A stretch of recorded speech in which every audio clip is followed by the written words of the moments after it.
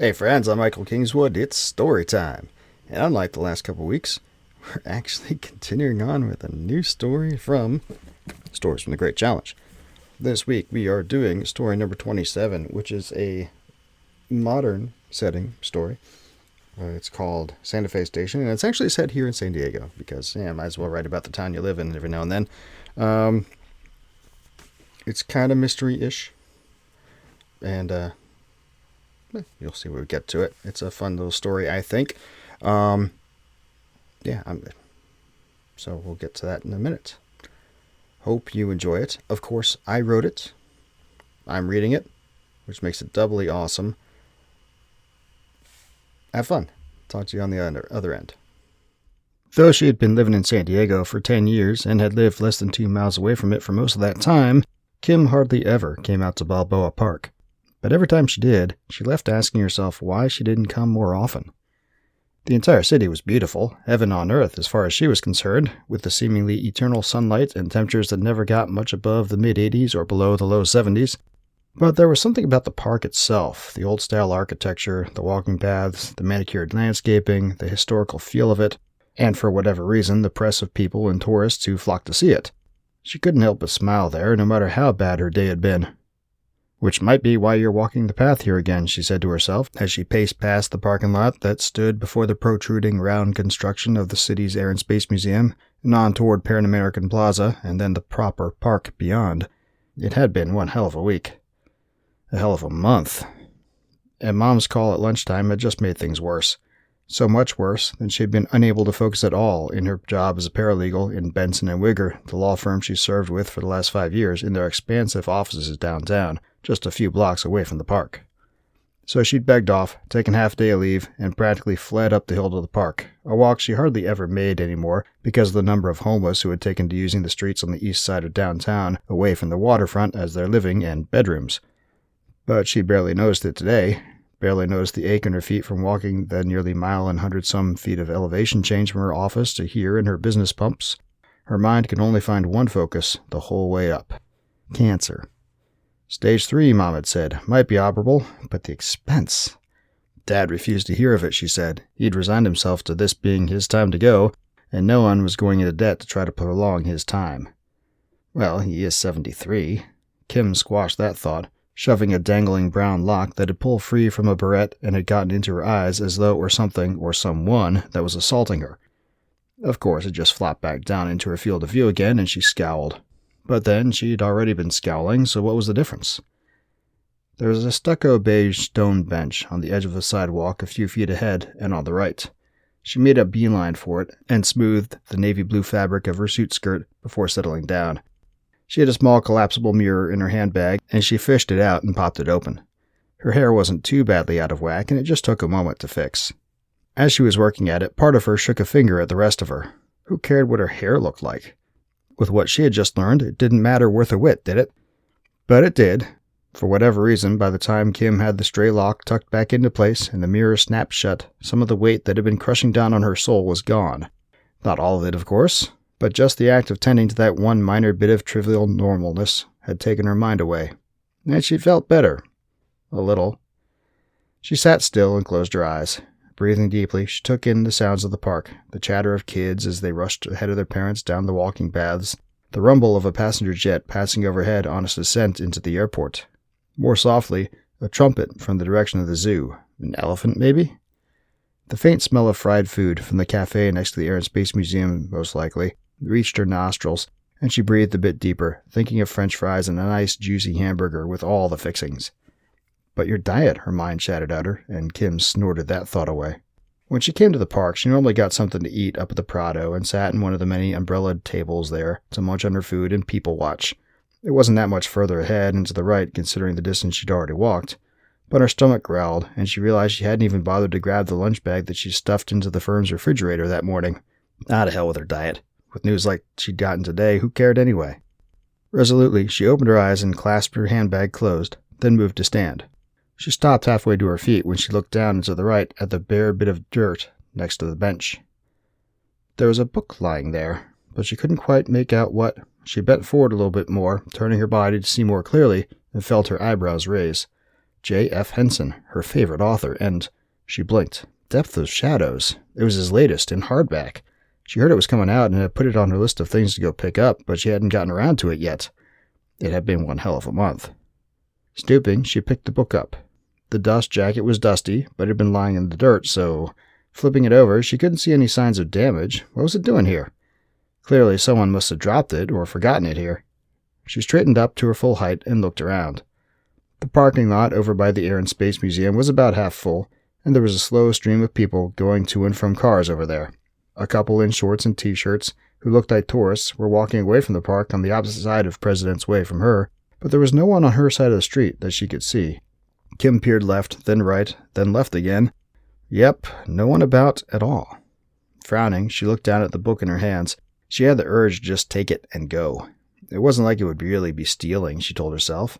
Just her lucky day is all. And after everything that had come crashing down on her, she felt like she could use a bit of luck right then. Screw it, she said. She tucked the book under her arm and walked toward the cafe whose scents had called to her a moment ago. A hamburger, then home, and a good book she'd been looking forward to for weeks. Just what the doctor ordered. Home was a little one-bedroom condo in the Gaslamp district. If she'd been on the other side of the building, she would have had a decent view of Petco Park. Not enough so she could actually see the game, but the ballpark and surrounds made for a nice sight. Alas, her place only got a view of the other high-rises and then the smaller buildings out through East Village and the hills beyond downtown into the sprawl that made up the rest of San Diego County. It was not particularly inspiring, but still Kim liked to sit on the balcony of her 7th-floor place and look out at the world anyway. She bought it back in 12, unknowingly at the time, but the absolute bottom of the San Diego housing market after the shenanigans of 2008. The last couple of years, she'd thought a few times about moving to a bigger place. Then she saw the prices and balked. Even with the gains she'd accumulated on her place, it was just too much. Of course, she could move out of downtown, out to Bonita or Chula Vista to the south, or Vista up north. Both areas still got relatively decent bang for the housing buck, but that meant more than her current 15-minute walk to work each day, and that was right out. Still, as she switched her lights on and stepped inside her place, and beheld all 575 square feet of its glory, Kim couldn't help but wish to be a little less cramped. She made decent money as a paralegal in a big firm downtown and had decorated her place carefully to match that. Modern stainless steel appliances and gray quartz countertops in the kitchen, with white shaker cabinets and recessed LED lights in the ceiling. Cream paint on the walls setting off the charcoal leather couch and loveseat arranged before her TV in the living room. Out on the balcony, a pair of rattan chairs with glass-topped drink table between them, facing east. Kim let the door swing shut behind her and breathed in the subtle pine scent of the Sensi burner she had plugged into the wall in her entryway, and tried to feel the usual relaxation, the lifting of burden that she always felt when she returned here to her abode. No such luck. Not that she really expected it. Though she tried to set her mother's news from her mind during her late lunch, she had only marginally succeeded. And then on the Uber ride back home, the dread and anguish returned full force. Now, looking around at the reproduced art on her walls and the sterile cleanliness of her kitchen, she couldn't feel anything but desolate. To hell with that, she said through her teeth, stalking forward into her condo more fully. She kicked off her pumps and flopped her handbag down onto the kitchen counter. Then, eyes firmly on the sliding glass door leading to her balcony, she stalked across the living room, found book in hand. She was going to sit down, by God, and get her mind off of things. That's what she was going to do. Her balcony chairs were well cushioned, and when she settled down into the one on the right, she couldn't not let out a little sigh of relaxation as the cushion morphed to match her form and provide just enough gentle support to ease at least the muscular tension that had been haunting her for the last hour or so. Hopefully JF would do the same for her mind. She hefted the hardcover, and leaning back into the chair's deep cushions, opened to the first page. A slip of paper, which apparently had been wedged somewhere in the middle of the book, slid out and fell into Kim's lap. She froze, blinking in surprise, and looked down on it. It was yellow-white, unlined, and folded over itself like a note.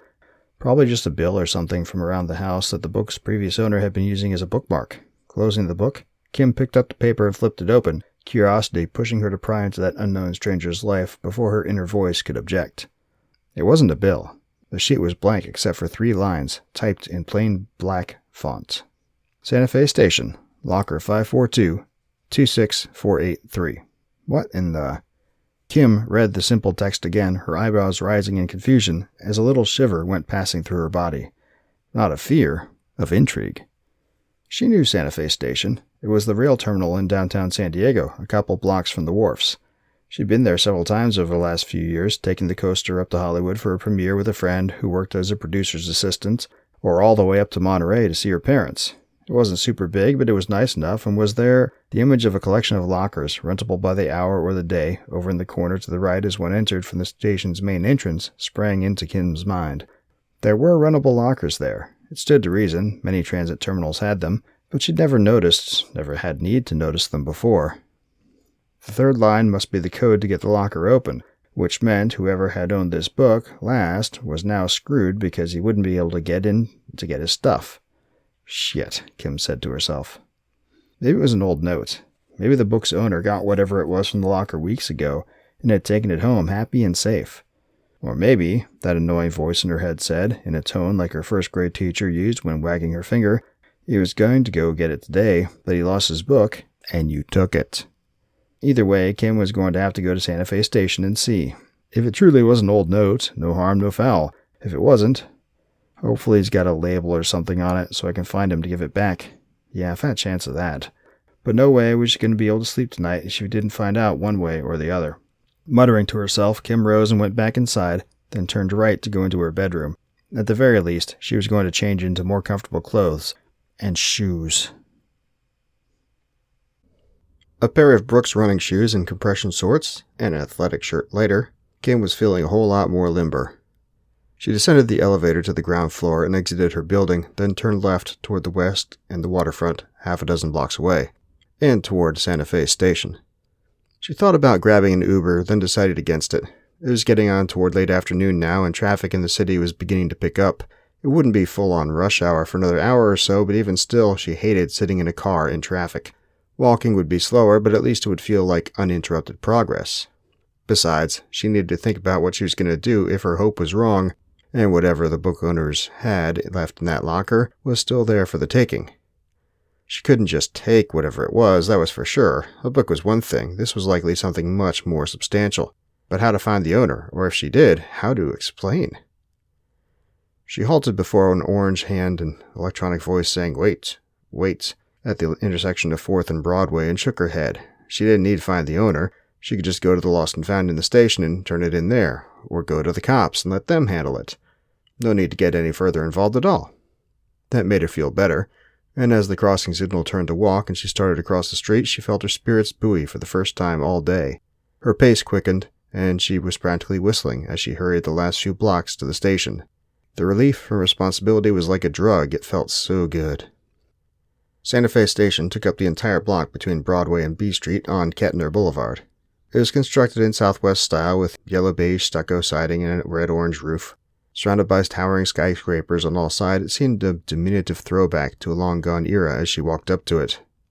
Inside, it was neat and clean, and well lit by lamps in the ceiling shining down onto polished tiles. The ticket window had row upon row of wooden benches in front of it, just like in the movies, and there were half a dozen people sitting in those benches, waiting for a train or for someone to pick them up. It being Southern California in September, no one had a jacket, and only one had long sleeves. No one looked over when she entered, and she was just as happy they hadn't. She didn't spend any time looking them over either. Just turned to the right toward the 3 rows of rental lockers, stacked 3 high, that took up space in the rear corner at the end of the station's lobby in that direction. It had been a while since Kim had last used lockers like these. Back then, you inserted your coins into a slot and pulled out a little orange-handled key, which you could then use to unlock the locker when you were ready to get your stuff. But as she approached the cluster of lockers, Kim could tell that's not how these ones operated at all. Each had keypads above their locking mechanisms, which she would have expected, hence the code in the notes. The keypads were colored orange, though. Had to keep up tradition, Kim supposed. It didn't take long to find the locker. There weren't that many lockers to choose from, and well over 2/3 of the available lockers were obviously unlocked and empty. For that matter, why number it 542 and not just 27? That would make more sense. Not that it really mattered. What mattered was, crap, Kim said to herself as she stopped in front of the locker in question. It was the middle locker in its column of 3, and it was shut, and clearly locked. Could be someone else had put her stuff in this one after the book owner got his. It could happen, right? Yeah, right, she said. With no small amount of trepidation, she keyed in the code from the notes. The locker made a metallic click, then the door swung open ever so slightly. Drawing a quick breath and forcing butterflies down in her stomach, Kim reached out and swung the locker door open the rest of the way. There was a bag inside, brown leather with 2 leather handholds on either side of a zippered closure that ran all the way down either side of the bag's body. It looked like the kind of bag a doctor would use for a house call in one of those old movies. Curious, despite the growing certainty she had just unknowingly screwed somebody, she inched forward and took hold of the bag, pulling it partway out of the locker. There was no lock on the bag itself, the zipper was free to move, so she unzipped it. Green paper, in neat stacks, bound by yellow paper wraps at their center, struck Kim's eyes and she gasped, then closed the bag up tight. Then looked left and right. Surely someone must have seen, but there was no one anywhere near her. She looked back at the bag again and inched it back open. She must have been imagining things. Nope.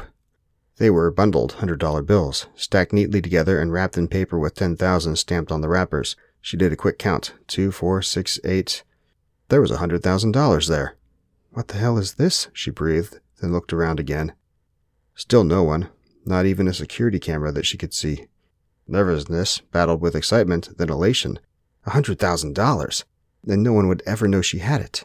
What about the guy who owned it? Asked the nagging voice inside her head. Screw him, she said softly. After all, he had to be up to no good. Who leaves $100,000 in a train station locker if he's on the level? By finding this money, she may have just disrupted a terrorist attack, or a murder-for-hire scheme, or a... You're just trying to justify taking it, said that voice again. And she was, but damn it, this was the answer to everything. Dad's cancer, her own desire for a bigger place. Everything. Moving quickly, before the nagging voice could say anything else, she zippered the bag shut, hefted it by the handles, then strode briskly out of the station for home. The voice started up 3 blocks after she got back onto Broadway and turned east. And no wonder. As she approached the intersection with State Street, she saw the lofty building of the Hall of Justice to her left. The county courthouse, she knew, lay a block behind it. And to her right, on her side of the street, the federal courthouse, followed by the circuit court, and behind them the IRS. She had been in all those courthouses hundreds of times during the course of her duties at work. She knew the people who worked there, the clerks, the bailiffs, the sheriffs, the marshals, and even a few of the judges. She thought highly of them, and she hoped at least they did the same of her. What would they think about this? The voice asked. The bag, not exactly light when she started carrying it, felt like a ton of bricks in her hand as she waited, feeling the displeasure of those places of justice as they stared down, judging eyes at her. It was like the windows of the building were scowling. Kim wanted to cringe away, but just then the walk symbol appeared. Instead, she hurried across the street, practically running to get past the courthouses and all they represented. After a couple blocks, she slowed and glanced back over her shoulder, almost expecting to see a stream of uniformed men charging at her, ready to pounce for what she had done. But there was nothing. No one but the usual suited lawyers chatting away into their cell phones as they hurried about their business. Kim let out a quick, humorless laugh. Of course there was nothing. There would continue to be nothing, too. There was nothing to link her to this bag and the money in it. No way anyone would think to suspect her of anything. She had the money free and clear, and with it she could make sure these weren't Dad's last months on the planet after all. And after that, if there was anything left over, she could make use of the rest herself. No one would ever need to know. But how will you explain where you got the money for the operation? The voice asked, as she began walking again, sweeping the renewed confidence that had started to grow within her aside as fresh doubts crept up. It was a valid point. She'd have to come up with some kind of explanation as to where the money came from. For some reason, she flashed back to Breaking Bad, to the Help My Dad site that the main character's kid had set up for his cancer treatment. How he had used that site to funnel his drug money to himself cleanly. Maybe she could do something like, "Oh, great idea," said the voice, "money laundering. Make it an even greater federal offense, why don't you? And do you have any idea how to really do that at all?" No, Kim had to admit to herself she didn't. She had no idea whatsoever. "Well, fine," she said under her breath, "but I can figure it out. Start with small things. Pay with cash for small things. Things are easy to explain, then sell them, or something." Or something. This was going to be more complicated than she initially thought, but she could do it. She needed to do it. She came up on the intersection with 8th Street. A right turn, then a few blocks, and she'd be home. But instead of turning, she found herself stopping there at the intersection, unable to move. "We can't keep it," said the voice inside her. "But I need it," she practically cried back at it. "Dad needs it. Kim's vision blurred as tears welled up, and she bit back a sob as the pain of Mom's news, the pain she had tried and succeeded at keeping at arm's length all day, slammed into her chest like a sledgehammer. She stumbled backwards half a step before she caught herself. "Get a hold of yourself, woman," she snarled inwardly, but the tears came more strongly. She wiped at them with her free hand, but it didn't do any good. "Is this how he would want to be saved?" asked the voice. "What would he tell you to do?" "Shut up." But the question lingered, and Kim knew the answer without even having to think about it. Knew exactly what he would say if he ever learned about this. Knew exactly what he would already have done if he were in her shoes. San Diego Police Department's headquarters was another few blocks up Broadway directly ahead. With another sob, she resolutely did not turn towards home. The look on the face of the woman behind the bulletproof glass of police headquarters receptionist station when Kim showed her the bag and its contents was priceless. She directed Kim to one of the uncomfortable plastic chairs in the waiting area, then immediately picked up a phone to call someone higher up the chain. Kim had barely settled down into the completely unergonomic seat when a pair of uniformed and very serious-looking officers came in through the swinging double doors leading further back into headquarters' innards, zeroed in on her, then led her deeper into their lair. A few twists and turns later, and she was sitting in a plain white room in a chair that was only marginally more comfortable than the one in the waiting area, in front of a simple table topped with gray formica. Nothing happened for 15 minutes. Then 2 men in gray suits, almost like they'd purchased them off the same rack, stepped into the room to join her. They were as different as their suits were the same. The first was older, mid-50s, white and lean, with piercing blue eyes beneath a mop of fully gray hair. The other was short, black, bald, and chubby, but the kind of chubby that speaks of lots of muscles underneath the fat. The black guy was the one who took the lead. "Miss Hawthorne," he said, "I'm Detective Franklin." He looked her up and down, then his eyes settled on the bag that was still clutched in her hands on the table in front of her.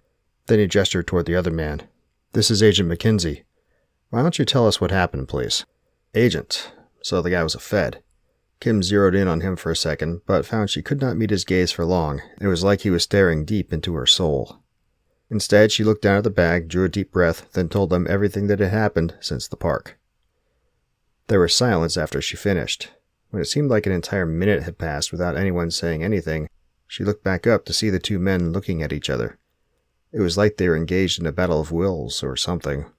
But finally, after another several seconds, Mackenzie broke the silence. Letting out an explosive sigh, he threw up his arms as though in surrender, then turned to look at the wall next to him. "Damn it," he said, sounding not angry so much as annoyed, but also amused? That couldn't be right. Detective Franklin chose that second to chuckle and shake his head. He reached out and clapped the agent on the shoulder, saying, "Told you so, Tim." Yeah, grumped Mackenzie. His lips twisted into something that looked like it wanted to be a scowl, but finally settled on a rueful grin. Shaking his head, he looked back at Franklin and made a little shrug. "Asshole." Franklin grinned back at him more broadly. Kim looked between the 2 of them, confusion growing more strongly within her by the second. Finally, she cleared her throat. Loudly. Both men turned to look at her, and for a second something that almost resembled embarrassment passed across the detective's face. The agents went back to professional calm immediately. "I'm sorry," Kim said. "What's so funny about this?" Mackenzie remained silent, but that professional facade cracked again, and why did he bother with it after having dropped it so completely a minute ago? Franklin, though, shook his head again. Then he made a more friendly smile at her. "Sorry, miss, we had a bit of a bet going, and I just won." Yeah, Mackenzie said, still trying with all his might to keep up the professional gambit for some reason or other. A bet? They were taking bets about her? What in the holy hell was going on here? The annoyance and affront that was beginning to overtake her confusion must have shown through in her tone, because Franklin raised a placating hand. "You see, Miss Hawthorne, you may have just saved the most sensitive counter-drug operation in San Diego PD and the DEA's history." She blinked, annoyance fading back into confusion again. "Come again?" Mackenzie sighed and looked back at the bag. "We've been working a joint operation with several people under deep cover. This," he gestured toward the bag, "was supposed to go to one of our undercovers for use in a big buy tomorrow. But he lost his book with the bag's location and the code to the locker in it," she finished for him. Mackenzie nodded. "We've had personnel scouring every place he'd been for the last 12 hours all afternoon." Franklin put in, "I bet him that a citizen would solve the problem for us. He didn't want to believe it."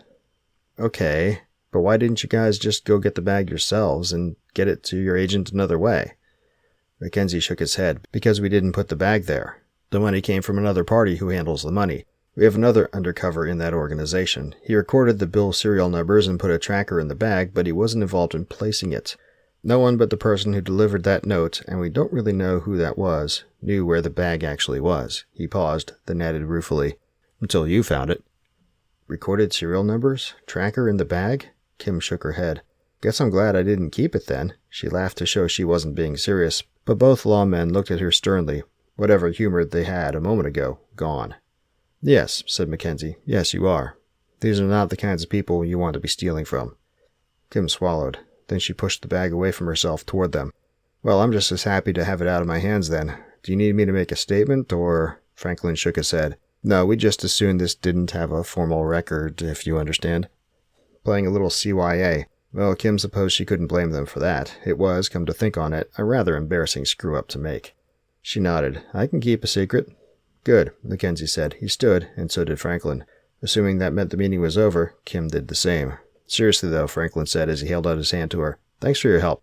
They shook, and she found his grip firm but gentle. Mackenzie's was just firm. "My pleasure," she said. After they led her out to the reception area, she watched as they strode back into the belly of the beast. Then she turned and exited the headquarters building. As she turned toward home, she found herself smiling. Not content, and not over the pain from earlier today by any means, but she felt satisfied, and she knew Dad would be satisfied with what she had done, too. She decided to call in to work tomorrow when she got to her condo. She had 3 weeks vacation on the books, and she planned to take it all. Tomorrow, she would go back to Santa Fe Station and get on the coaster for Monterey.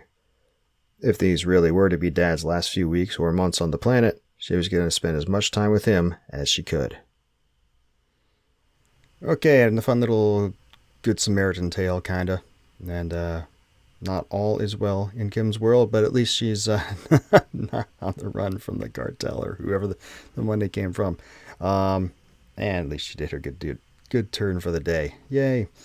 Yeah, so, well, now that story's done, just to tell you what's going on in the Kingswood abode, I am actually, here's a wonder of wonders for this week. This is actually recorded early. I'm doing this recording right now on Wednesday, because this weekend I'm going sailing with my buddy, flying to Virginia. I'm going to be on his sailboat for Labor Day on the Chesapeake. It's going to be good. Yeah. And as always, in weeks when I have stuff going on the weekends, everything's compressed. Whether it's the camp out weekends for trail life with my boys or whatever. Been running around, and I was like, oh gosh, I'm not going to be able to get this thing done, but I have to. So I did. Imagine how that worked. Next week, we will be continuing on with Stories from the Great Challenge, because have to. Been slacking for a couple weeks, and can't have that. Oh yeah, number 28 is next week, and it's called Finding Bobby Jenkins. It's a science fiction story. Another one of my sci-fi stories set in the world of the Icaran Confederation Navy, which I think this is the first ICN story in this collection, but there's a few others I've written over the years. And I will be doing a lot more. In fact, I've got a novel I think halfway done with, maybe less than. It's already getting big. I have 65,000 words or something into it, and nowhere near. Maybe it's supposed to cover a year on board the ship, and that 65,000 words has covered like about a month. So, well, we'll see. It may end up being this thick, or I find a way to get. There will be some time compression stuff, but anyway, it's a fun Space Navy book. I've been wanting to write it for a long time. It's gonna be fun, and that will probably be the. In fact, I intend that to be the next novel release, and then we'll go back to the other novels that I have started but not finished yet. Prayerfully, knock on wood, we'll get that Space Navy book, which is called Warfare Qualified. Get that done before the end of the year, and then get the other partially completed one done either, I guess, early in 23. And then we'll get more Glimmer Veil books. Yay. Of course, that's the schedule as it goes right now. We're always having to flex a little bit around here. Anyway, so that's what's going on. It's been an interesting few weeks around here. I felt like the last few weeks felt like it's just been scrambling. And even when I'm not doing stuff with the kids or whatever, it's like, man, I feel like I'm always boom, boom, boom, boom, bump, bump, bump, bump, bump, bump, bump, bump, and getting constantly moving, and it feels like I'm driving all the time, feels like I'm doing all this stuff, but I'm not doing more hours in the car. So I don't know, it's been a weird couple of weeks, but we're gonna go have some fun sailing this weekend, and that'll be pretty awesome. I'll talk to you next week. I hope you have if you're in the States, this is Labor Day weekend, have a fun one. If you're not, have a fun one anyway. Make sure you have liked, subscribed to this video and this audio podcast if that's what you're listening to, and come back next time. Tell all your buddies. Also, don't forget to go by michaelkingswood.com/store. Pick up Stores from Great Challenge. Pick up any of my books. There's many of them. Sign up for the newsletter. Become a member of the website. And then come back next week. We'll do this all again. Until then, don't do anything I wouldn't do.